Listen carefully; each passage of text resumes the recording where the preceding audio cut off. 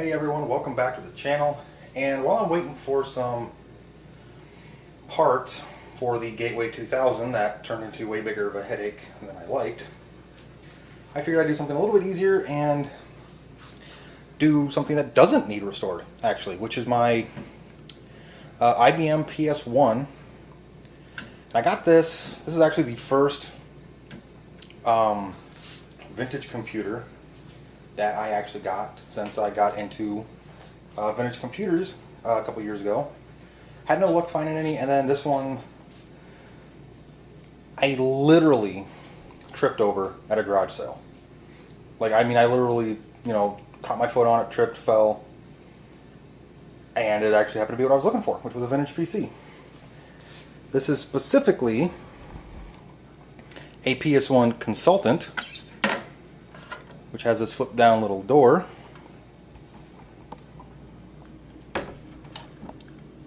Where it says it is a PS1 Consultant or Personal System 1 powered by a 46SX 25 MHz with a 129 megabyte hard drive and a 2 megabytes of RAM. Specifically, I don't know if it can be caught by the camera, is a model 2133-G49.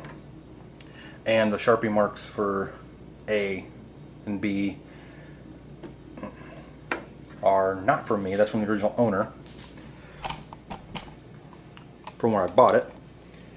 And it does need, I haven't checked the 5 1/4 bay drive because I really haven't done nothing to it. All I really need to do was wipe down the exterior. But I am going to do some upgrades to it, because there's no onboard sound, which it has a PC speaker, but I haven't really played any DOS games on it. But if I ever do, when I do in the future, I do want some sound other than the piezoelectric speaker that's in this thing. Which I don't know if it's going to be a great DOS machine with it only having the 46SX processor. I keep wanting to fumble that word, and I'm going to not going to be able to catch myself one of these days. But it might be a good DOS machine. I don't know yet. And I actually had never heard of the PS1, so when I saw the blue IBM logo, I thought it was the PS2. It turns out the PS1 actually came after the PS2, or the PS1 came after the PS2, as more of a home office, small business, personal use computer that was a lot, not cheaper than the PS2, but much more cost effective. In fact, this is one of the later versions. This is from mid-1993, and it wasn't very long after this that IBM cut the PS1 name, because PS1 had its own controversies with the first models having proprietary power supplies and proprietary connectors and hardware headaches, and they rebadged these as Aptiva in very late '94, early '95. So this is actually a pretty neat little piece of, I'd say it's a piece of PC history anyway. There's a lot of integration on this, more than what I was expecting. So let's get this thing cracked open, and we will see. Okay, these early IBMs are actually really easy to open. Over the front door, and there's a little hidden latch right here that you pull, and the whole top cover comes right off.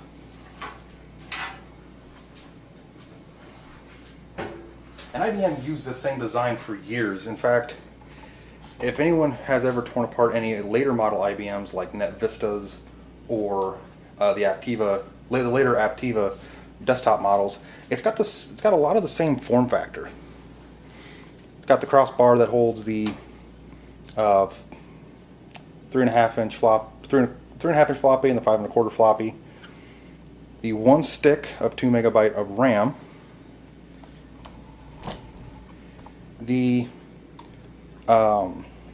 modem card, which this is what I'm replacing. I'm taking this out because I don't do any networking with my old computers. I'm actually going to be putting a sound card in. Another upgrade I'm going to do is put another stick of RAM in, because even though it doesn't need it with what operating system this runs PC DOS I believe 5.1, and a PS1 enhanced version of Windows 3.1.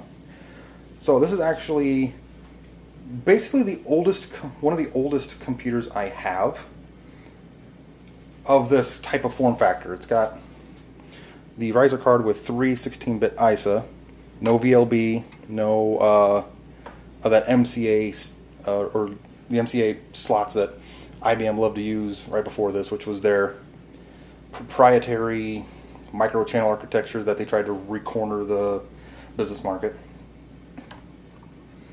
Right here is, I'll get a closer look at it later, is the Intel 486SX 25 megahertz processor. And this thing does have some upgrades to it. It's already got 256K, or no, 128K of L2 cache on board. It has 512K of video memory, courtesy of the Cirrus Logic chipset, which kind of puts this thing at average for a slower DOS PC. And the only real issue is that there's the processor, and right behind it, this little black square, is for the CPU upgrade. And I'm not doing the CPU upgrade to this specific model because I've gotten a lot of conflicting information about it. It's a 169 pin design, and there's only like 2 or 3 processors, but from what I can tell, this has to have the 487 Intel overdrive, which is basically nothing more than just a 486DX processor with the floating point unit, which the SX models did not have the floating point unit, but only like a handful of softwares around this time actually utilized it, so it's really not needed. So I'm not going to deal with it. So for right now, I'm just going to increase the RAM, replace this modem card with a sound card. And the sound card I am using is just a generic run-of-the-mill 16-bit ISA sound card, which uses the Crystal CS4235, and it's got Sound Blaster Pro compatibility, Sound Blaster 2.0, ad-lib. This is a later version, so it's got a lot of integration on this chip, but it's not a perfect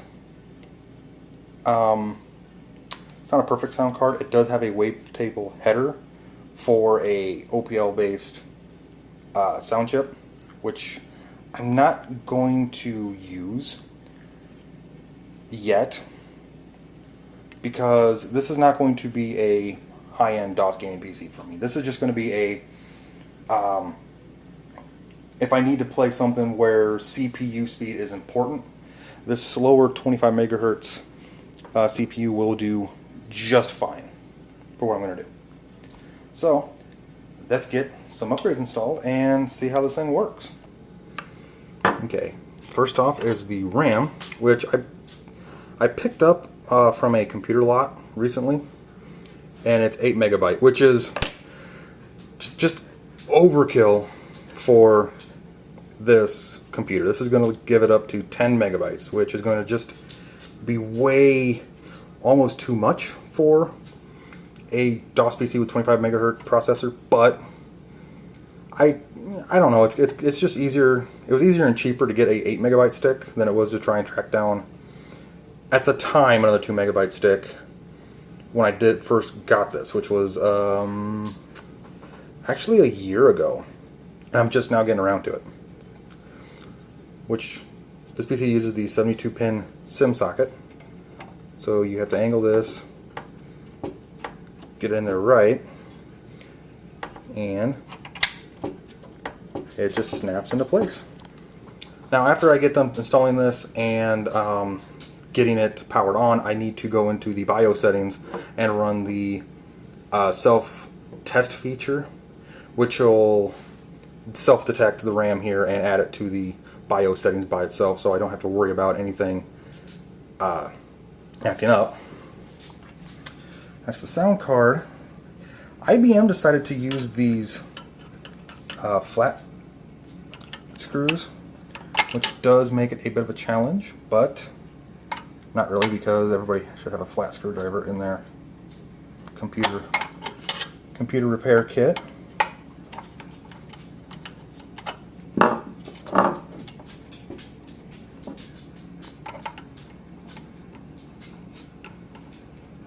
And honestly, if it wasn't for the fact that I don't do networking, I probably would leave this card in and find a way to get this thing hooked up to a somewhat modern network for, because this would be a really great computer for like accessing old BBS networks and stuff, but I'm not. Yeah, this thing looks brand new. I didn't do any cleaning to the inside of this. It was all just as clean when I opened it up. The outside was nasty, which I wish I got a video of that, but I didn't. Install the sound card. I'm just going to put it right back into the top slot. Perfect. Put the screw in. And you might notice that this ISA cover is different than the others. And I didn't notice it at first, but when I asked the lady I bought it from about it, she said that her dad or something, who bought it for her for college, had something installed in it later that he then removed. I don't know what it was. She didn't remember what it was, but I did manage to find a black screw to kind of match, and it does kind of match. So, but yeah, there's a sound card. The more RAM's installed. I don't really have to do anything else. So that's let's get some drivers installed and see if this thing works. Okay, so I just spent an hour dinking with this thing. I powered it on, ran through the self-diagnostics, everything went fine. It detected the sound card and wanted the drivers installed, which I do have a disk I made with the drivers, which I accidentally downloaded the ones for the wrong chip. There's actually a few different crystal ISA sound cards that were out there, and I downloaded the wrong ones, so I had to uninstall the wrong drivers, install the right ones. And then as I went to install the updated drivers, the floppy drive quit working. Like it kept giving me general failures, and I couldn't figure out why. So I took this floppy drive out, popped another floppy drive, and it worked just fine. So I guess technically I did do a restoration on it, because I installed a new, different, I guess, floppy drive. It's from the exact same year, exact same era. I was kind of worried about the power connector, but no, power connectors are the same.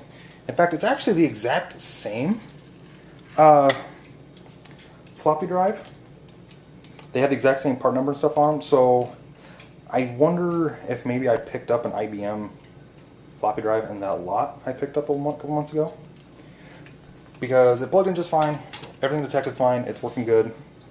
I have no idea if this works. It detects, but I have a few 5 1/4 floppies I'm going to try later. So let's get the cover put back on here, get my mess cleaned up, and let's get this thing powered on and show it off real quick. And one proper setup, IBM PS1. Kinda. I have an actual IBM mouse that this would have came with, but I don't have any speakers of that era yet. I just have some generic Benwin speakers. a Gateway 2000 keyboard, but it's at least a few years newer, so it should work just fine. And an Acer monitor from only a year later.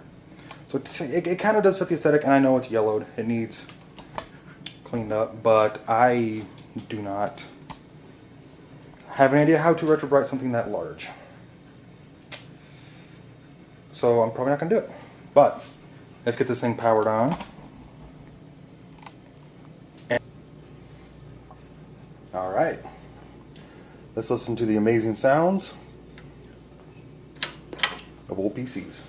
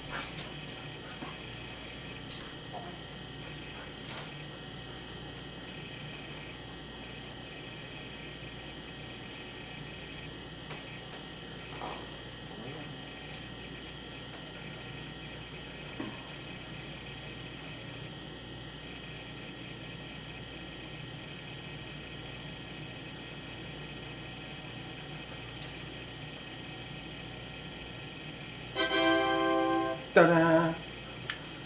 Okay, cool. The sound card is working for that at least.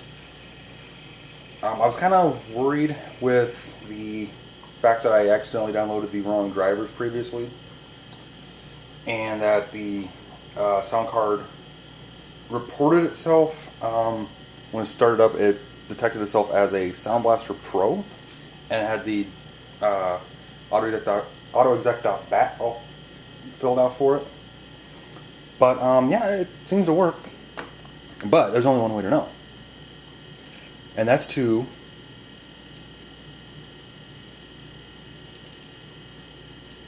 it's like the law of DOS to do this.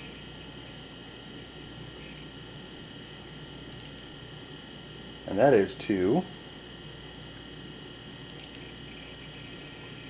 listen to a specific song to make sure the sound card works and the speakers work. It's obligatory. Like, you have to. If you deal with one of these old computers, restore one, you have to test with this song. It's a law.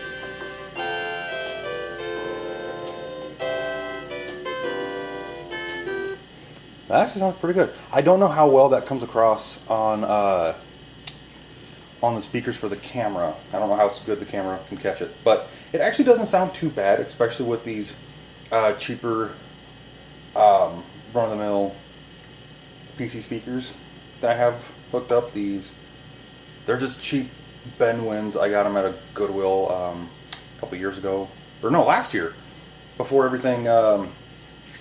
Yeah, not gonna go there. But yeah, they seem to work, and it actually doesn't sound too different than my modern Windows 10 computer that I listen to the same song on, because I kind of wanted to make sure it sounded at least close, because I know some of these cheaper budget Sound Blaster compatible sound cards can sometimes have some sound issues where things don't sound quite right. And I know that somebody who's way better at this is probably going to take one listen to it and go, oh no, the MIDI sounds just a little bit off, you can, whatever, this is wrong, this is wrong. But it doesn't sound too bad, to me at least. So I'm just going to call that good. But But yeah, there it is, the PS1. A really interesting little piece of computing history, because these were supposed to replace the PC Junior in 1990, which was 5 years after that disaster. It was, if you've ever watched old YouTube videos that they talk about vintage PCs and the PC compatible clone wars in the 80s, the PC Junior comes up once in a while, and it was just a disaster. They were trying to get back into the home market then, and it kind of backfired on them because they basically over-engineered it and overhyped it, and it wasn't all that great. But these PS1s, when they came out in 1990, only ran for 4 years until September of 1994. This is actually a, if I found the date code correctly, this is from August or September of 1993. So this is one of the later ones. They originally were, they kind of resembled the PS2 desktops of the time, with the angled front faceplate and the blue buttons.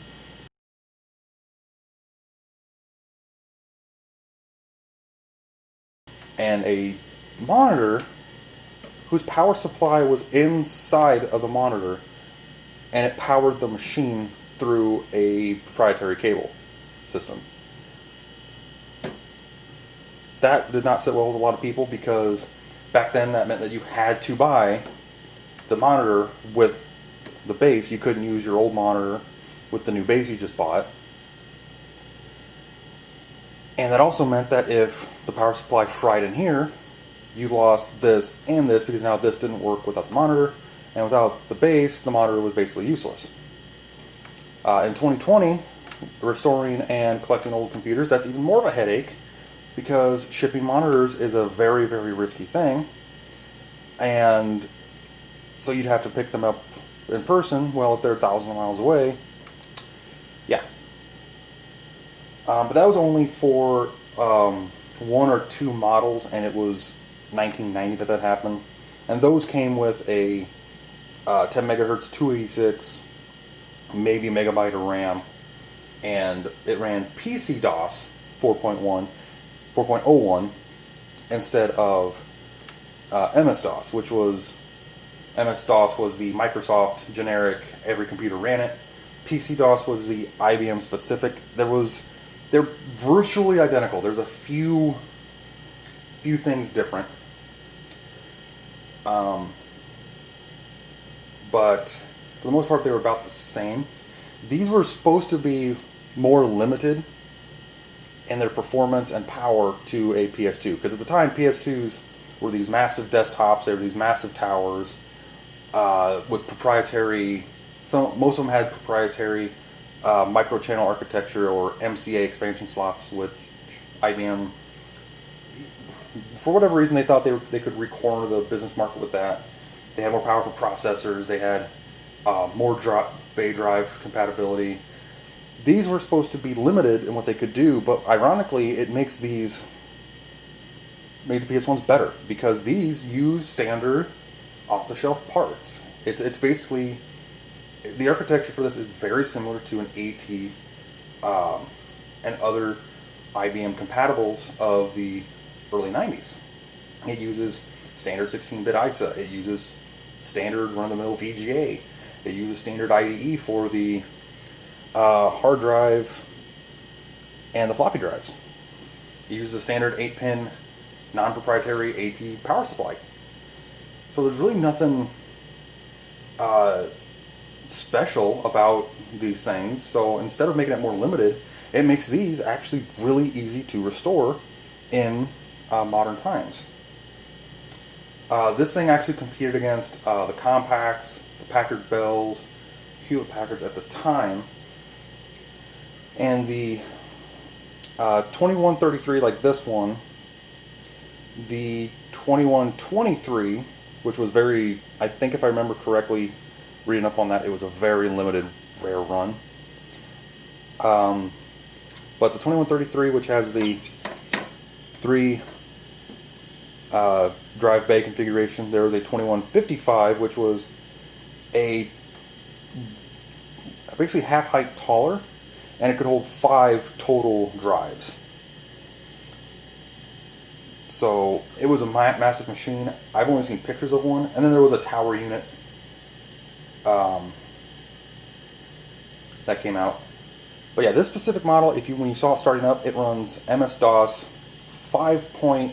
It came with PC-DOS 5, but this one's running PC-DOS 5.1, so I think it was upgraded at some point. And it is running Microsoft Windows 3.1, which makes sense because Windows 3.11 was the workgroup version that was for better networking, better stability for certain connectivity suites. But it also has the PS1 background here with a bunch of IBM PS1 tools, including software, a fitness program which just has a bunch like the system information. You can create the recovery disk. It has a virus checking system already into it. You can change your display settings here. So it's all enhanced, and I do need to say this with the upgrade path I chose. I know somebody might ask about it later on. Hopefully they do anyway. But I am going to be putting a CF card in here as a hard drive. Make it boot a little faster, which is not really a necessity as a whole. But since this hard drive is pushing 30 years old, it could fail anytime. It could fail right now while I'm filming this, and it would kind of suck. I do need to actually look at the power supply again. I did tear it apart to look at the caps because I was told on a forum page on Vintage Computer Federation website to check the caps on all 90s era computers, and they all looked good. I didn't see no leakage or nothing, but every once in a great while when I power this thing up, it does give a high-pitched, almost high-voltage whine, and then it goes away. So I don't know what that is. I'll need to check on that. It's not something I need to check on right now. But I did upgrade the RAM to 10 megabytes, which the max for this machine is, I believe, either 16 or 32 megabyte, which is a lot for DOS and Windows 3.1. But when considering that some non-OEM computers, like when you're like 486 motherboards that are just generic run-of-the-mill BioStars or whatever, some of those can hold up to 96 megabytes of RAM. And it seems limited, but it's actually not. And the sound card, I put it reports as a Sound Blaster Pro compatible, which is great. It's fine, because I don't see the point of dropping an actual Sound Blaster 16 or an actual Sound Blaster Pro or Pro 2.0, because this machine, it's not going to be a DOS gaming computer. It can with the slower 25 megahertz processor, but if I'm going to play DOS games on a slower system, I do have another 486 system that I'm tinkering with that would do much better in terms of game compatibility. And the other thing is with the CPU is a lot of conflicting information, like a lot. I've checked on several websites, several forums, old documentation, and the main CPU, it says, is the only CPU this specific configuration will take with that black socket is what's called a Intel 487, which when you plug it into this, it has an extra 169th pin that will disable the internal SX and run off that 487. The problem is the 487 is nothing more, apparently, than the 486 SX with the floating point unit enabled. That's really the only difference between the DX and the SX. There's a few other differences. But yeah, the SX model normally was more cost effective because he didn't have the floating point unit, or the DX models did. So it's essentially just a DX processor with an extra pin to disable the main one. But only a few games or software actually needs that floating point unit, and I do actually have a 46DX2 build that would run a lot better for those games that require the floating point unit. So I'm not going to upgrade the CPU at all. So really the only thing left I need to do to this in terms of an upgrade is a CF card by cloning the hard drive, imaging it, and copying it to a CF card, which I might actually, because some of these had an option for like I think it was a 200 and some odd megabyte hard drive. I might see if I can find a 512 or even a 1 gig CF card and pop that in so I can swap files over easier. But yeah, that is the IBM PS1 2133-G49 Consultant. Compared to its big brothers, the PS2s, it actually was